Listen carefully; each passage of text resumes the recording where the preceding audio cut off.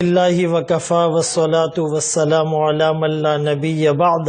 اما بعد فاعوذ باللہ من الشیطان الرجیم بسم اللہ الرحمن الرحیم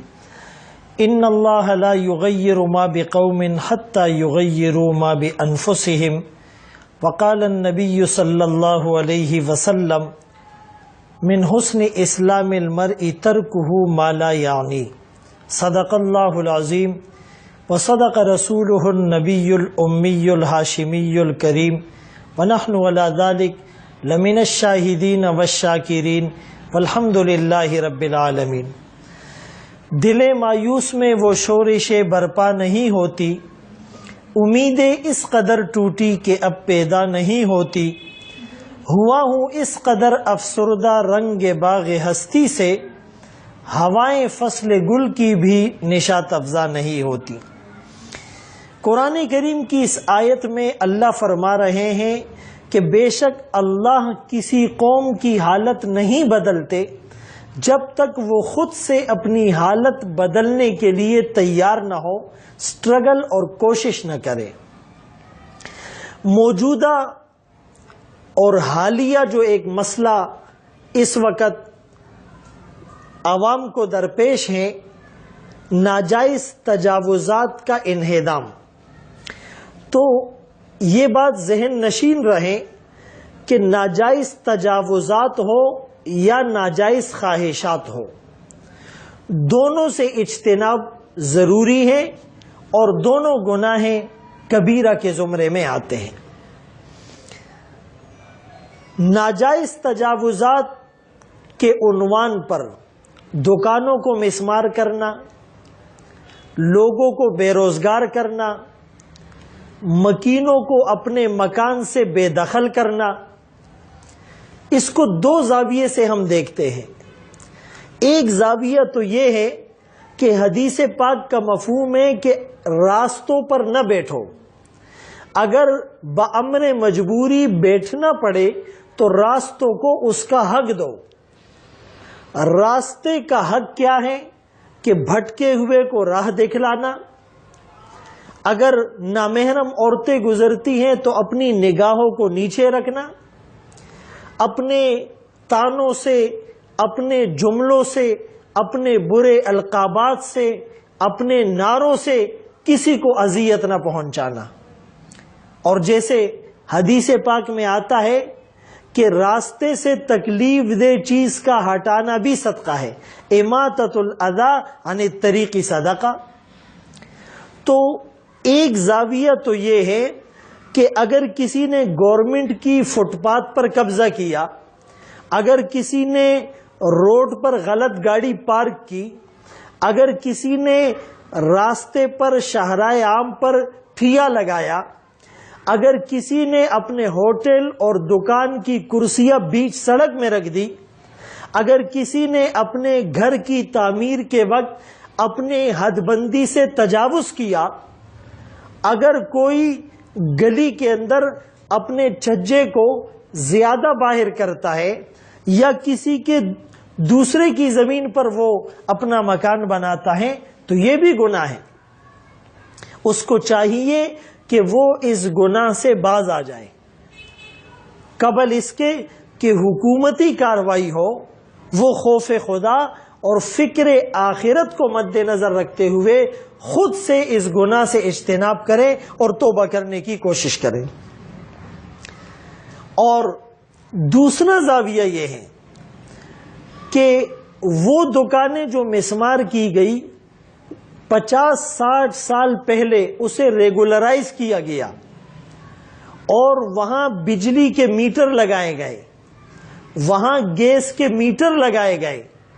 اور 30 یا 40 سال تک بجلی کے بل وصول کیے گئے، گیس کے بل وصول کیے گئے، پراپرٹی ٹیکس وصول کیے گئے، پانی کے بل وصول کیے گئے، ان کے کرائے وصول کیے گئے، اور یہ سب کچھ گورنمنٹ کی نگرانی میں ہوا اور گورنمنٹ کی آنکھ کے نیچے ہوا اور ان کے انڈر سرویلنس ہوا، اور آج 2 گھنٹے کے یا کسی شارٹ نوٹس پر انہیں وہاں سے ہٹا دینا اور ان کی دکانوں کو مسمار کرنا اور ان مکینوں کو مکان سے بے دخل کرنا اور ان کے ذریعے معاش کو ختم کر دینا، جس سے ہزاروں دکانیں متاثر ہوئی، لاکھوں گھروں کے چولہے بجھ گئے اور لاکھوں لوگ اس سے متاثر ہوئے، تو یہ بھی ایک ظالمانہ اور وحشیانہ قسم کی کارروائی ہے۔ ایک بنیادی بات جو اس ضمن میں عرض کرنا چاہوں گا کہ جیسے میں نے عرض کیا کہ کہیں پر حد سے تجاوز کرنا یہ عوام کی طرف سے پایا گیا، اور کہیں پر اپنے اختیارات کا ناجائز استعمال یہ حکومتی اداروں اور ریاست کی طرف سے پایا گیا، تو ہر آدمی اپنے گریبان میں جھانک کر اپنا محاسبہ کرے، اپنی اکاؤنٹیبلٹی کرے، اور ہم اپنے گناہوں سے باز آ جائے، اجتناب کرنے کی کوشش کریں۔ لیکن جہاں کارروائی کی جا رہی ہے، دکانیں مسمار ہو رہی ہے اور مکینوں کو بے دخل کیا جا رہا ہے اور ذریعہ معاش کو متاثر کیا جا رہا ہے، تو وہاں پر جو آس پاس کی مارکیٹیں ہیں، جو آس پاس کی دکانیں ہیں، ان کی کیا ذمہ داری بنتی ہے کہ وہ محض تماشائی بن کر تماشا کرتے رہیں، وہ محض تصویریں کھینچتے رہیں، ویڈیوز بنا کر اسے وائرل کرتے رہیں اور زبانی جمع خرچ سے کام لیں؟ ان کی ذمہ داری یہ بنتی ہے کہ یؤثرون علی انفسہم ولو کان بہم خصاصہ کا مصداق بن جائیں، جیسے صحابہ اکرام رضوان اللہ تعالی علیہم اجمعین نے مکے سے ہجرت کی، مدینے جب وہ آئے تو مدینے کے جو انصار صحابہ تھے، انہوں نے ایک ایسی اخوت کی، ایثار کی، ہمدردی کی، بھائی چارے کی اور تعاون کی مثال اور تاریخ رقم کی کہ چشم فلک نے وہ نظارہ اس سے قبل نہ دیکھا تھا۔ وہ کیا کہ جس کی 2 دکانیں ہیں، ایک دکان اپنے مہاجر بھائی کو دے دی، جس کی 2 زمینیں ہیں، ایک زمین اپنے مہاجر بھائی کو دے دی،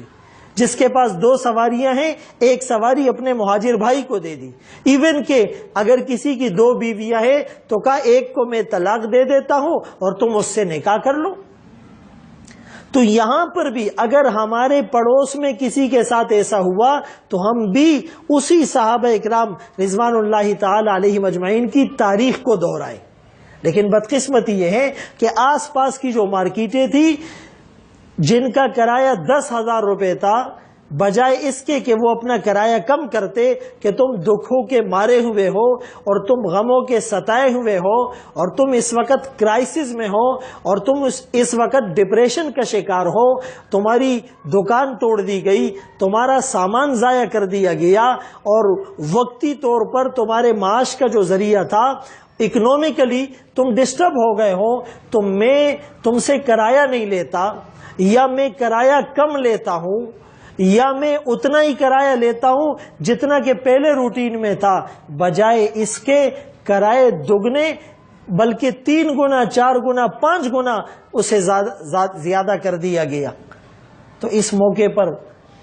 ان پڑوسیوں کا، قرب و جوار کے مکینوں کا، دکانداروں کا، مارکیٹ والوں کا بھی یہ فرض بنتا ہے کہ وہ ان متاثرین کی دلجوئی کرے، انہیں اپنی مارکیٹوں میں جگہ دے، مناسب کرائے پر انہیں رکھے، ان کے سامان کی حفاظت کرے، کچھ عرصے کے لیے ان کے سامان کو اپنے ویئر ہاؤسز میں، اپنے اسٹورز میں اور اپنی دکانوں میں وہ رکھیں گے تو انشاءاللہ یہ انصار کا مصداق بن جائیں گے۔